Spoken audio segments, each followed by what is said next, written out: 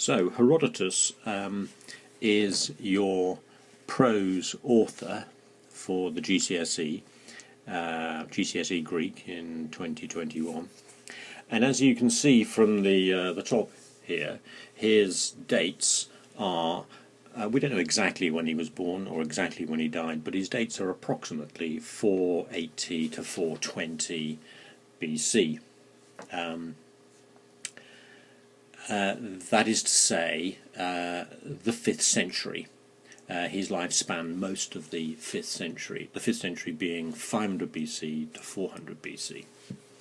Now, Greece in the 5th century was a remarkable place.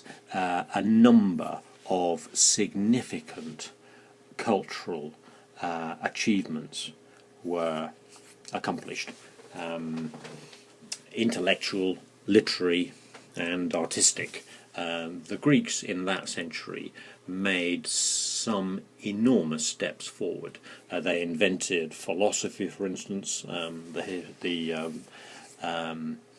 philosopher Plato and his master Socrates. They invented theatre and tragedy. These are all Greek words, by the way, of course: philosophy, theatre, tragedy. Greek art. I suppose the greatest monument was the Parthenon in Athens, dating from about the 440s BC. The advances were quite spectacular, and Herodotus is part of that massive cultural achievement. We call him the father of history, which would suggest, I suppose, that he is the first historian, and it's probably not true that he's the first historian, but he's the first to have survived. And the word history itself is derived from the first sentence of Herodotus' work. The Greek word is historia, and it means an inquiry. Now, what is it that Herodotus was inquiring into? Well, at the beginning of the 5th century, the Greeks repelled an invasion by the Persian Empire. You may have heard of some of these characters and some of these battles. In 490 BC, the Persians, led by King Darius, were defeated at the Battle of Marathon. And 10 years later, in 480 BC, led by Darius' son, Xerxes, they were defeated at the sea battle, Salamis. Now, the subject of Herodotus' history, his inquiry, was this Greco-Persian conflict, the origins of the conflict, and the course of the various campaigns which made up this war.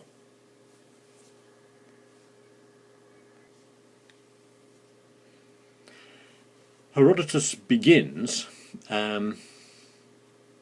with the foundation of the Persian Empire by Cyrus the Great in the middle of the 6th century, circa 550 BC. And Cyrus's eldest son, Cambyses, succeeded his father to become king of Persia in about 530 BC. And it is Cambyses who is the Persian king in the excerpts we read in our text. Cambyses added Egypt to the Persian Empire in 525 BC, and from Egypt Cambyses planned an expedition against the Ethiopians. Ethiopian is a Greek word, and it means burnt face, for obvious reasons.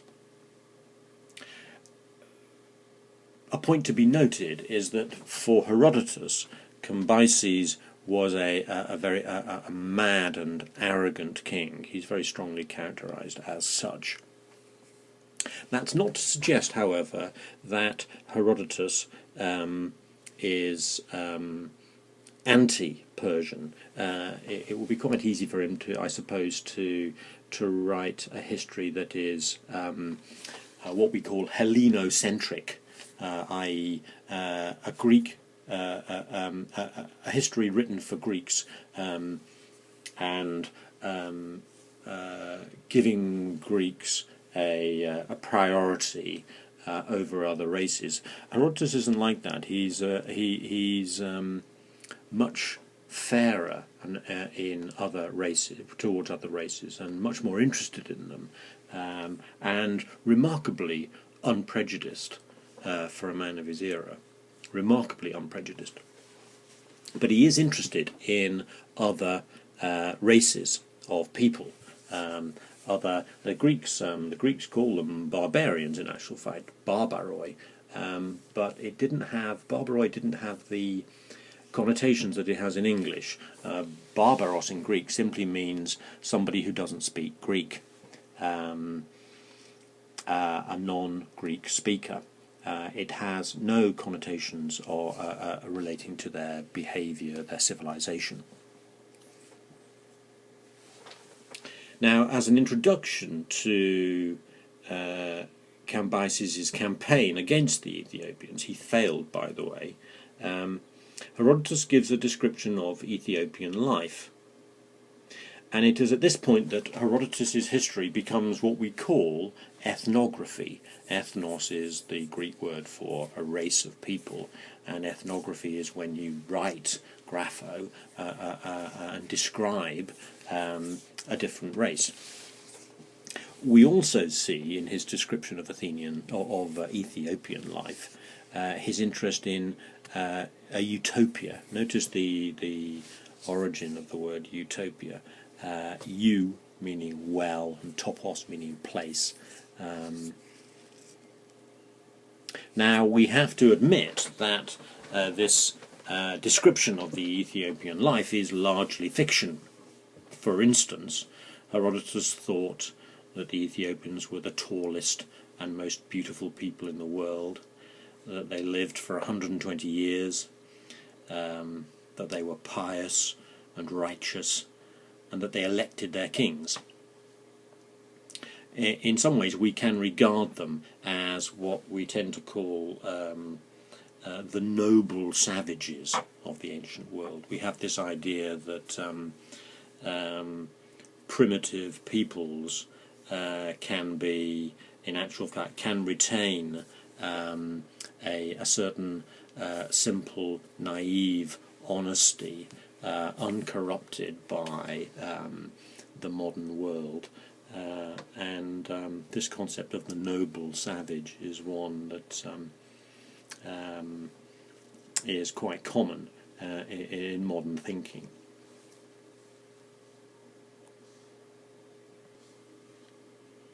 So here's the beginning of our text then. We're in about 525 BC. Cambyses, king of Persia, has conquered Egypt, and he sends men south along the Nile to spy on the Ethiopians in preparation for an expedition against them. And Herodotus describes the so-called Table of the Sun. So, our verb here at the beginning, bouliomai, which is a verb you know, means to, it's a middle verb and it means to plan or to decide. So, Cambyses, Potter, once upon a time, planned an expedition, strateia, against the Macrobios, the long-lived Ethiopians. Notice the macros, long, bios, life. Against the long-lived Ethiopians. This verb, oikos, meaning home, I think. This is oikeomai, which is, you usually know it in the active form, oikeo, to live in, to dwell in. It's middle here, but it means the same. To the long-lived Ethiopians, living, it's a genitive, it's not Libya, this is the Greek word for the continent of Africa. So we will say here, living in Africa, by, notice that epi here, in the first line, takes the accusative case, and it means against. whereas epi here in the second line takes the dative case and it has a different meaning. Prepositions do this. They have different meanings with different cases. So, living in Africa by the southern sea. Now, it's a bit difficult really to identify exactly what sea. Herodotus's geography, understandably, differs from our geography. We'll just say by the southern sea. Now, I'm not sure you've met this in your GCSE vocab list. It is in your GCSE vocab list. I think it says doke moi. Yes, doke moi. It seems good to me means I decide. And what we have here is the aorist. It seemed good to him. Now, it seemed good to him. I suppose you can say that. It seemed good to him to send, first of all, spies. But you can say he decided, first of all, to send spies. Now, opsomenous is the accusative, and it goes with the spies, katoptas up here. Now, opsomai, you should know, I'm not sure you do at this stage, but opsomai is the future of harao. Opsomai means I will see, and it's one of the futures that go middle. Harao is active, but its future, opsomai, is middle. And the future participle here, opsomenous, is used to express purpose. So he decided first of all to send spies to see the tan. Now the noun with tan is this word here, trapedstan, which is the Greek for a table. I think it's modern Greek for a bank actually, because the basic thing you need in a bank is a counter or a table on which you count the money. So to see the table of the sun, said to be among these Ethiopians. So to investigate, we might want to say, for opsomenous rather than to see, to investigate the table of the sun, which is said to be or to exist among these Ethiopians. And then we have this little phrase tagged on the end, e estin alethos, if it truly is. Now we won't say that, we'll say to investigate the table of the sun, whether it truly existed, whether it really existed, if it really existed, yes, if it really existed. And in addition to this, now katopsomenous is obviously a compound of opsomenous earlier on, and it just means to the same thing really, to see, to investigate.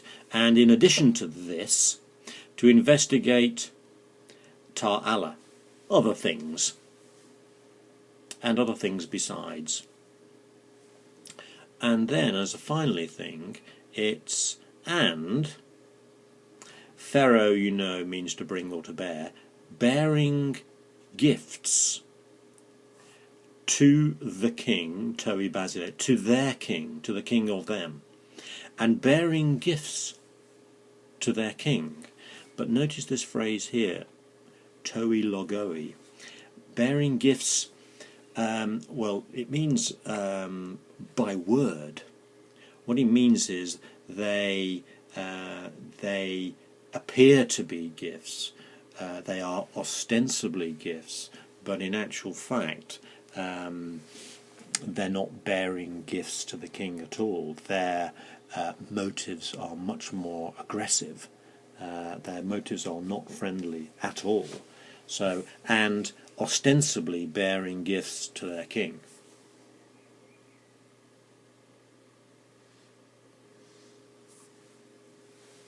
So,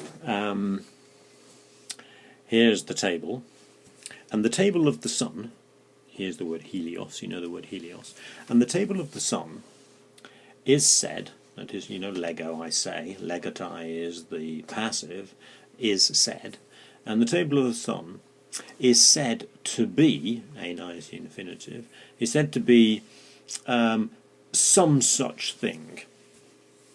And then I suppose we'd have a colon in English. Lemon estin. It's a meadow in the suburb of the city. It's a meadow in the suburb. This is a strange word, epipletos. Full of meat, kreon, and the meat is hethon, full of cooked meat.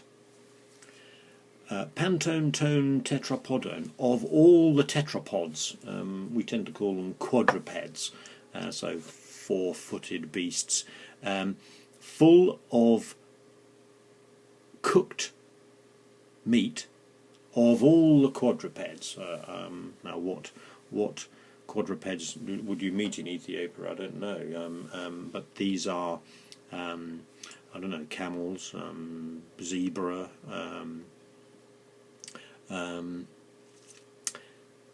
so it's a meadow full of cooked meat of all the quadrupeds, upon which, relative pronoun, tas ben nuktas, during the night, the men being in power place the meat.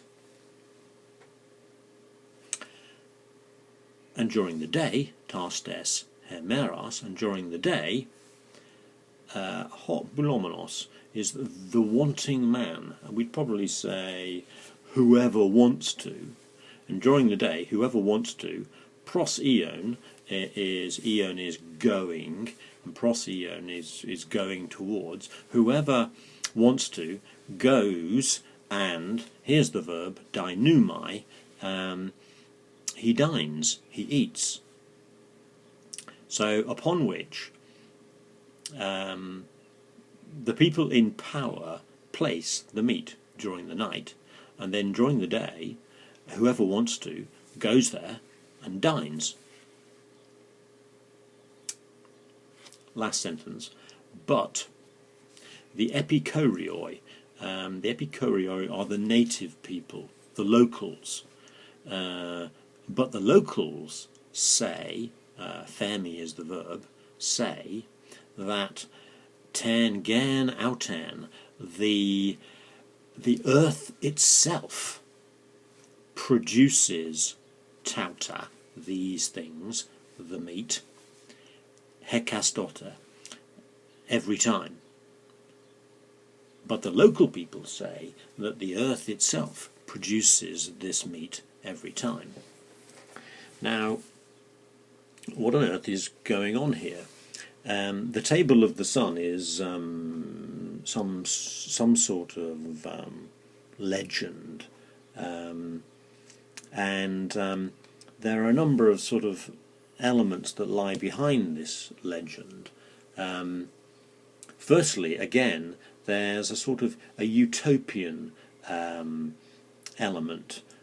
Remember that Herodotus sees the Ethiopians as living in some sort of utopia. They're long-lived, they're very beautiful, they're very just and righteous. And here they seem to have an inexhaustible supply of cooked meat. I think the suggestion is, with the cooked meat, that it's cooked naturally by the sun. So one element is the utopia element. Where's this legend? Where's this myth come from? Well, there's obviously, one assumes, some kernel of truth at root. Whether we can reach back to that kernel is open to question. But there are a number of elements to it. One is this utopia element, an inexhaustible supply of cooked meat. There's also a Homeric element. Homer was the great poet the greatest poet of Greek civilization, and you've got to remember that Homer in some ways had a role something like the Bible had for sort of Western civilization up until fairly recently. The Bible was the book that everybody knew and everybody quoted, and that was what Homer was like for the ancient Greeks. And there is a Homeric element to this story of the Table of the Sun, because in Homer the Ethiopians appear and they have vast banquets, and because they're a very righteous and honourable and just people, the gods themselves attend these banquets.